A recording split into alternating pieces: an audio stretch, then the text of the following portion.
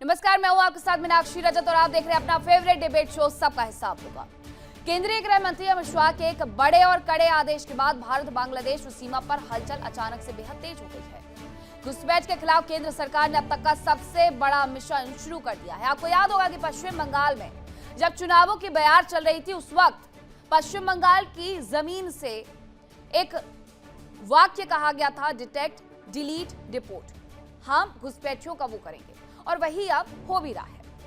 पश्चिम बंगाल में बांग्लादेशी घुसपैठियों की भागम भाग तेज हो गई है। अवैध घुसपैठियों के खिलाफ अब तक का सबसे बड़ा एक्शन शुरू हो चुका है।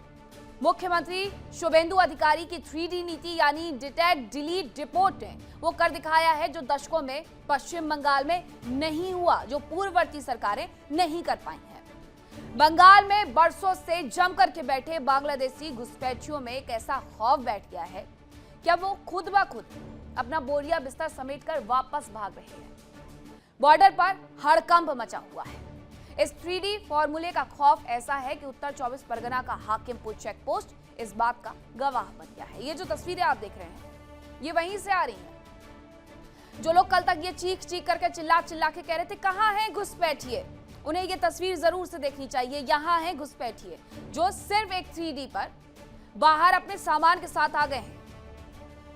कानून तोड़ने वालों के दिलों में होना चाहिए कि सैकड़ों की तादाद में घुसपैठिए अब सरहद पर ठिठक के खड़े हैं। यानी सालों से जो खेल चल रहा था, अब उस पर परमानेंट फुल स्टॉप लगने जा रहा है। पश्चिम बंगाल की धरती पर अवैध रूप से कब्जा जमा करके बैठे हुए बांग्लादेशी घुसपैठियों में इस वक्त भगदड़ मच गई है। ये तस्वीरें उत्तर 24 परगना के हाकिमपुर चेक पोस्ट की हैं। बशीरहाट, जहां सैकड़ों की तादाद में घुसपैठिए देश छोड़ने की फिराक में लाइन लगा करके बैठे हुए हैं। हाथों में सूटकेस है, कंधों पर बोरिया बिस्तर है, आंखों में सिर्फ खौफ है। वो खौफ मुख्यमंत्री शुभेंदु अधिकारी के सख्त एक्शन का। डिटेंशन सेंटर जाने के डर और गिरफ्तारी के खौफ से बौखलाए सैकड़ों घुसपैठिए अब उल्टे पैर बांग्लादेश भागने के लिए बॉर्डर पर कतार लगा करके खड़े हुए हैं। स्थानीय प्रशासन सूत्रों के मुताबिक ये जानकारी मिली कि मंगलवार को सुरक्षा बल और स्थानीय पुलिस ने संयुक्त अभियान चलाते हुए सीमा क्षेत्र में मौजूद करीब 200 संदिग्ध अवैध प्रवासियों के समूह को घेर लिया और इसी के बाद सभी को कानूनी प्रक्रिया के तहत आगे की कार्रवाई के लिए होल्डिंग सेंटर में भेज दिया गया है। अब जरा सुनिए शुभेंदु अधिकारी, मुख्यमंत्री पश्चिम बंगाल ने आखिरकार क्या संदेश दिया जिसकी वजह से ये घुसपैठिए अपना बोरिया बिस्तर लेकर के वहां पर जाकर के खड़े हो गए। ये सब बांग्लादेशी है, इसको ले लेना चाहिए, लेकिन ये लोग को, पुलिस को हम लोग बता दिया जेल में भेजने का जरूरत नहीं है। देश के रुपया में खाना खाएगा, कपड़ा देगा, मेडिसिन देगा। एक दामाद है ये लोग। जल्दी जल्दी भागो, जल्दी जल्दी भागो, नहीं तो जो करना है सरकार करेगा। तो बांग्लादेशी क्यों यहाँ रहेंगे? केंद्र सरकार की दिया हुआ सारे सुविधाओं की सुविधा ले रहे हैं, गरीब कल्याण योजनाओं का सुविधा ले रहे हैं। यहाँ भी उनको नागरिक बना करके, वोटर कार्ड, आधार कार्ड दे करके, वोटर बना करके उनको वोट लिया जाता था, उनको सारी सुविधाएं दिया जाता था। वो नहीं चलेगा। सबसे ऐसे लोगों को अलग किया जाएगा और माननीय होम मंत्री बोल दिए हैं, गृह मंत्री, कि उनको सब भेजा जाएगा। अपने आप अपना देश चले जाए तो अच्छी बात है। जितना दिन कमाया खाया शुक्रिया उसके लिए, और नहीं तो फिर सरकार को अपना काम करना पड़ेगा। मुख्यमंत्री शुभेंदु अधिकारी में ऐलान किया, जो बेआईनी घुसपैठी है, जो इलीगल सिस्टम में कोई देश से भारत में घुसेगी, पश्चिम बंगाल बॉर्डर हो, कहीं त्रिपुरा बॉर्डर हो, कहीं जो बॉर्डर हो, तो उनको खिलाफ कार्रवाई होना चाहिए। हमारी सरकार ने तय किया है कि जो बांग्लादेश से आए हुए नागरिक हैं, बांग्लादेश के नागरिक, और जो सीए के अधिकार क्षेत्र में नहीं आते, उनको वापस भेजा जाएगा। वापस भेजने के लिए जेल में पकड़ के रख के पैसा खर्च करने की कोई लॉजिक नहीं है। भारत की जनता की पैसा भारत के जन नागरिक के पीछे खर्चा होना चाहिए। तो होल्डिंग कैंप जो होगा वो फॉर टाइम बीइंग होगा, यानी थोड़े से समय के लिए होगा, और पुलिस बीएसएफ को सुपुर्द करेंगी उनको, और बीएसएफ उस होल्डिंग कैंप से उनको अपने देश बांग्लादेश भेजेगी। ये वही लोग हैं जो कभी अवैध तरीके से सीमा पार करके पश्चिम बंगाल में दाखिल हो गए थे, सालों तक यहीं रहे, यहीं शादियां की, यहीं नौकरियां की और बंगाल के स्थानीय नागरिकों के हक और संसाधनों पर डाका डालते रहे।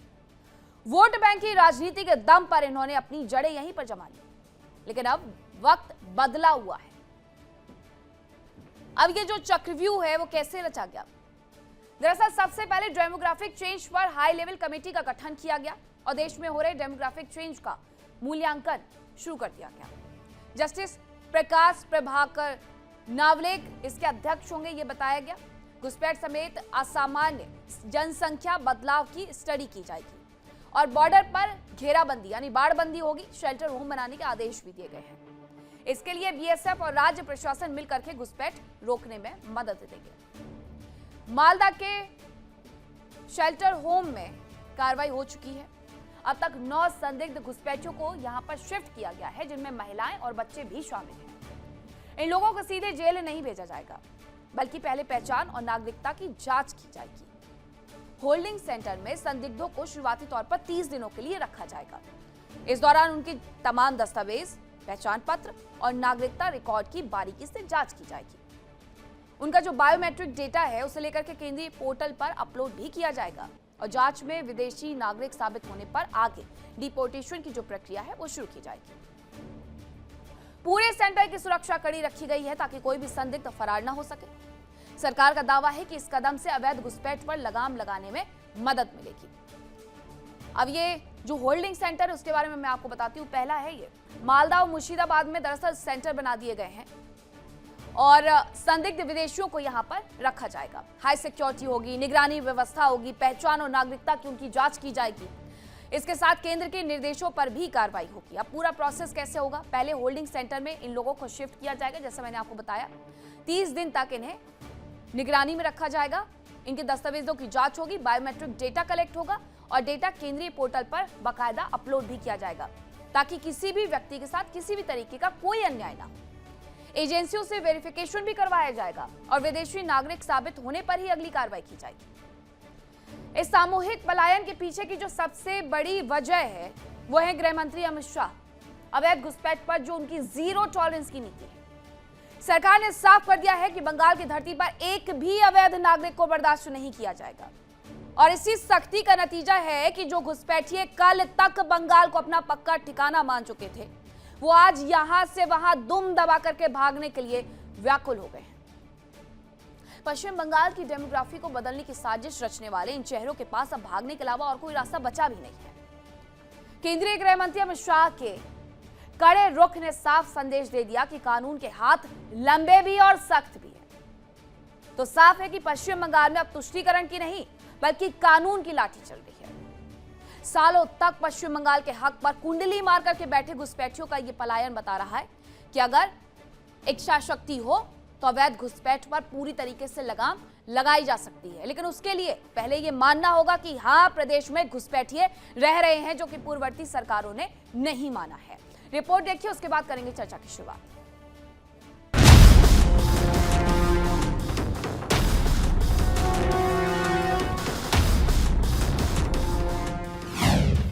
सुवेंदु सरकार का 3D एक्शन, बॉर्डर पर टेंशन।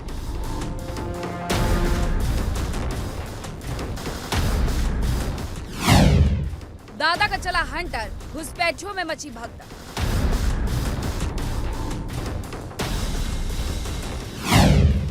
होल्डिंग सेंटर के डर से बॉर्डर पर अफरा तफरी।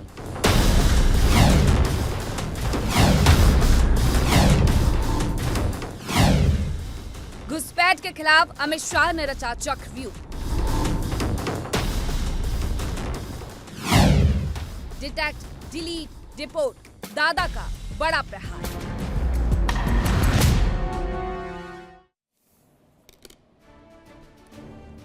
और अब बारी आज के सबसे बड़े सवाल की। सवाल यह कि क्या प्रधानमंत्री मोदी और अमित शाह के संकल्प के कारण घुसपैठियों में दहशत फैल गई है, जिसकी वजह से वो अपना बोरिया बिस्तर समेट करके अब सीधे तौर पर उस जगह पर जाकर के इकट्ठा हो गए हैं जहां से वो आए थे।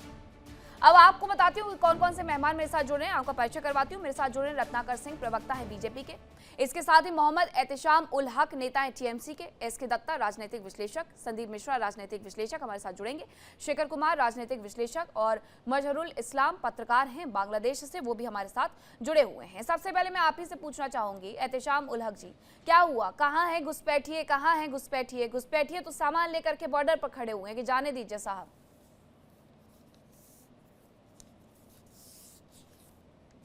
अनम्यूट करिए, अनम्यूट करिए।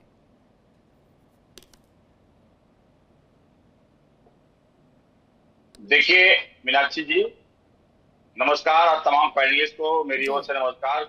बहुत ही अच्छा विषय है, 3D पर हम लोग चर्चा कर रहे हैं। जो भी घुसपैठिया अगर है तो देखा जा रहा है आपके चैनल के माध्यम से कि वो ऑलरेडी बॉर्डर के पास में पहुंच गए, भागने की कोशिश कर रहे हैं। तो ये अगर घुसपैठिया हमारे राज्य में है या भारत के किसी भी राज्य में, तो वाकई में समझिए इनको निकालना चाहिए। और जो फार्मूला अभी केंद्र सरकार द्वारा और राज्य सरकार द्वारा जो आया है, तो ये बहुत अच्छा मैसेज, ये बहुत अच्छा संदेश कि अगर हमारे राज्य में, हमारे देश में अगर अवैध घुसपैठिया यहाँ अगर छिपे हैं तो उसको चिन्हित करके निकाला जाए। तो इसके लिए बधाई जो है केंद्र सरकार और राज्य सरकार, जो अभी हमारे मुख्यमंत्री ने अभी शुभेंदु अधिकारी जी के द्वारा ये फैसला, बहुत अच्छा फैसला है। हम इसे अपनी ओर से बधाई देता हूं आपके चैनल के माध्यम से। और जो भी अगर घुसपैठिया अगर पाया जाता है उसको चिन्हित कर करके निकाला जाए और देश जहां के वो रहने वाले हैं वहां उनको डिपोर्ट किया जाए। अच्छा, डिलीट और डिपोर्ट। जो भारतीय जनता पार्टी का जबरदस्त तरीके से समझ लीजिए ये काम, ये सराहनीय कदम, जो पिछले काफी दिनों से पश्चिम बंगाल को लेकर करके, जो यहाँ पश्चिम बंगाल में समझ लीजिए कि फेंसिंग नहीं हो रहा था, तो आज देखिए पश्चिम बंगाल की जनता ने इन्हें जनादेश भी दिया है। और ये अच्छा अवसर है। हम समझते हैं कि इससे अच्छा अवसर नहीं मिलेगा। हमारे खासकर चिन्हित करने का ये बहुत अच्छा कदम है और हम अपने राज्य के सरकार को बधाई देंगे और ये बहुत अच्छा कदम है। मैं आपको भी कहना चाहता हूँ मीनाक्षी। ठीक है रत्नाकर जी, एकदम भाषा और बोली सब कुछ बदली हुई नजर आ रही है। देखिए इंडिया डेली 24/7 अब आपकी स्मार्ट टीवी पर। इंडिया डेली मौजूद है सभी डिजिटल प्लेटफॉर्म पर लाइव और लगातार। इंडिया डेली 24/7 हर दिन राष्ट्र को समर्पित।